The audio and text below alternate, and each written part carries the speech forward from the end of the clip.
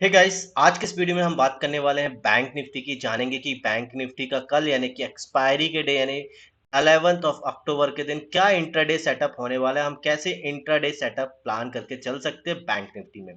ठीक है। सो मैं एक बार फिर आपका स्वागत करता हूं आपके अपने ही चैनल वेल्थ रक्षा पर। और एवरी वीक की तरह, एवरी डे की तरह सॉरी, आज की इस वीडियो में हम बात करेंगे एक्सपायरी की। ठीक है। ओके। सो आई होप का आज सबने बहुत अच्छा प्रॉफिट किया होगा, बहुत अच्छा पैसा बनाया होगा, क्योंकि जैसे हमने प्लान किया था कि अगर मान लीजिए कि फिन निफ्टी में कोई हैवी गैप अप या हैवी गैप डाउन होता है तो आपको प्राइस एक्शन को बनने देना, उसके बाद ट्रेड करना है। ठीक है। सो आज मार्केट ने क्या किया, है फिन निफ्टी का अगर आप चार्ट देखोगे तो एक 15 मिनट की कैंडल हुई, उसके अंदर मार्केट पूरा कंसोलिडेट करता रहा और 12 बजे के आसपास आके यहाँ पे ब्रेकआउट दिया। ठीक है। सो यहाँ पे अगर आपने ट्रेड बनाया होगा, जो जिन्होंने भी यहाँ पे ट्रेड बनाया बहुत अच्छा प्रॉफिट बनाया होगा, राइट। और अगर आपने यहाँ पे ट्रेड नहीं बनाया है, आपने इस कैंडल को भी पूरा बनने दिया होगा, लाइक इस कैंडल को भी पूरा बनने दिया होगा, आपने यहाँ पे भी ट्रेड सेटअप बनाया है ना, तब भी आपको यहाँ पे बहुत अच्छा प्रॉफिट बुकिंग करने की अपॉर्चुनिटी मार्केट ने दी थी। ठीक है। ओके। समझो, कुछ लोगों ने क्या किया था कि मार्केट में पहली कैंडल के बाद जो सेकंड कैंडल थी, सेकंड कैंडल के बाद ही मार्केट में आपको यहाँ पे कुछ लोगों ने पोजीशन बना ली। ठीक है, ठीक है। और यहाँ पे कुछ लोगों ने कॉल और पुट दोनों बाय कर लिए कि मार्केट कहीं भी जाएगा, एक को एग्जिट कर देंगे, एक को कंटिन्यू करके लेके चलेंगे। ठीक है। तो ऐसा नहीं है भाई। ठीक है। आप लोग क्या कर रहे हो, यहाँ पे एक ब्लाइंड कर रहे हो। आपको मार्केट में, जब कल ही हमने बात की, कल की एनालिसिस वीडियो आज आप लोग ना देखो, पहले देखो समझो, जब तक नहीं समझ में आ रहा ना तब तक देखो, क्योंकि समझ में नहीं आएगा तो आप यहाँ पे पैसा लूज ही करने वाले हो, यहाँ पे प्रॉफिट नहीं बनेगा। प्रॉफिट बनाने के लिए ना, स्पेशली अगर आप ऑप्शन में ट्रेड कर रहे हो ना, तो ऑप्शन में पैसा अगर बनाना है, तो ऑप्शन में पैसा बनाने के लिए ना आपको एंट्री आपकी परफेक्ट होनी चाहिए। अगर आपकी एंट्री में कोई भी दिक्कत है, अगर आपकी एंट्री परफेक्ट नहीं है, तो आप नहीं बना पाएंगे। ठीक है। आपको क्या करना है, आपको वेट करना है। ठीक है। जब तक आपको सॉलिड एंट्री नहीं मिल रही ना, तब तक आपको यहाँ पे एंट्री नहीं बनानी है। ठीक है। Specially option buyer. Option seller के केस में ऐसा नहीं है। ऑप्शन सेलर के केस में अगर आपका डायरेक्शन भी सही है तो आप पैसा बना लोगे, लेकिन ऑप्शन बायर को डायरेक्शन के साथ साथ एंट्री भी बहुत इंपॉर्टेंट है। क्यों, कैसे समझते हैं।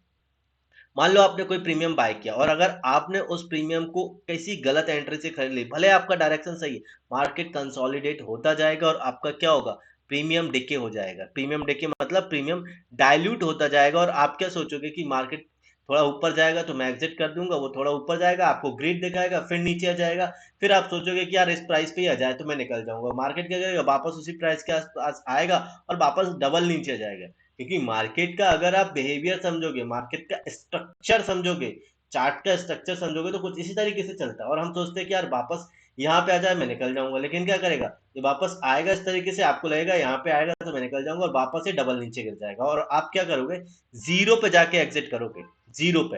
और ऐसा होता है कि नहीं होता, आप कमेंट सेक्शन में लिख के बताना। ठीक है।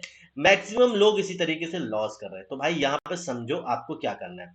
सबसे पहले तो अगर आप किसी रॉन्ग ट्रेड में बैठ चुके हो, समझने की कोशिश करना। अगर आप रॉन्ग ट्रेड में एंटर कर चुके हो तो आपको क्या करना है, आपको यहाँ पे देख लो, आपको पता चल गया है तो जस्ट इससे एग्जिट कर जाओ भाई।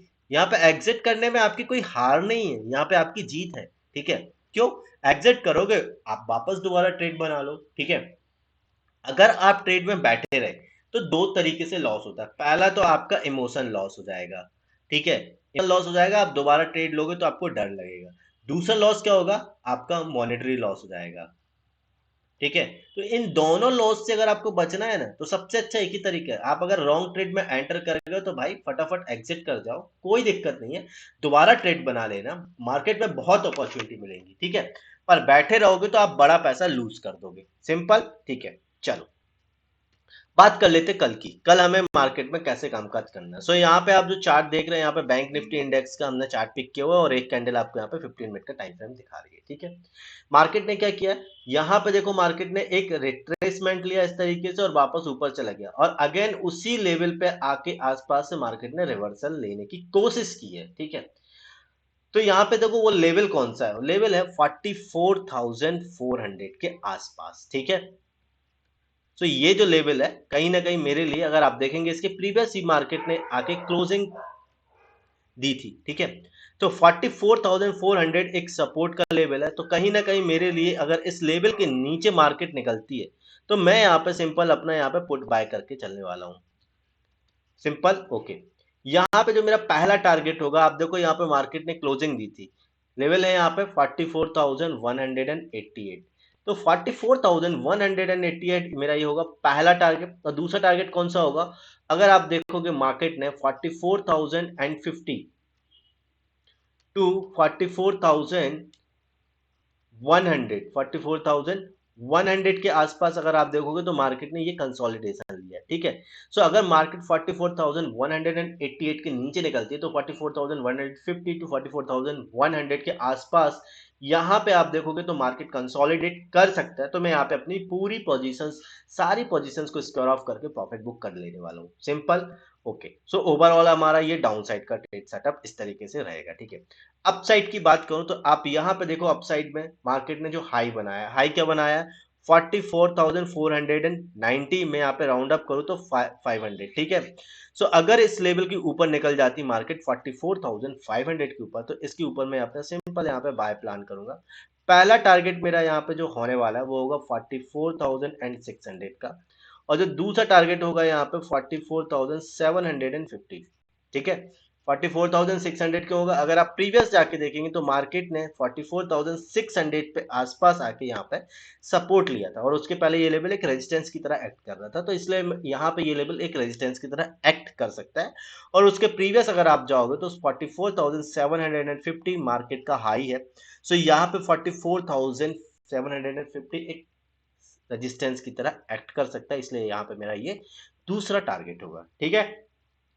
ये दोनों लेवल्स मतलब 44,500 एंड 44,330, ये दो केसेस में काम नहीं करेंगे। पहला केस, अगर मार्केट में कोई हैवी गैप अप हो जाता है, तो हैवी गैप अप के केस में आपको क्या करना है, एटलीस्ट आपको प्राइस एक्शन को बनने देना है। जैसे आप यहाँ पे देख रहे हो कि लगभग 250 पॉइंट का गैप अप था, प्राइस एक्शन यहाँ पे बना, ब्रेकआउट मिला, आपने ट्रेड लिया, तो आपको क्या करना है, लगभग आपको आधे घंटे मिनिमम वेट करना है, और उसके बाद प्राइस एक्शन पे डिपेंड करता है, ठीक है। आधे घंटे अगर आपने वेट किया, जहां पे भी मार्केट में आपको दिखे अपसाइड या डाउन साइड ब्रेकआउट, वहां पे ले लेना। सेम अगर हैवी कोई गैप डाउन दिखता है तो उस केस में भी आपको यहाँ पे प्राइस एक्शन को बनने देना, उसके बाद आपको अपनी एंट्री बनानी है, ठीक है। सो आई होप आप लोग को ये कंटेंट समझ में आ रहा होगा, वीडियोस अच्छे लग रहे होंगे। वीडियो अच्छा लग रहा है तो वीडियो को लाइक कर दो भाई, चैनल को जरूर सब्सक्राइब कर लो, ताकि इस तरीके के कंटेंट आपको रेगुलर बेसिस पर मिलते रहें, ठीक है। चलो मिलते हैं नेक्स्ट वीडियो में, तब तक के लिए बाय बाय, अपना ध्यान रखो, have a profitable trading journey.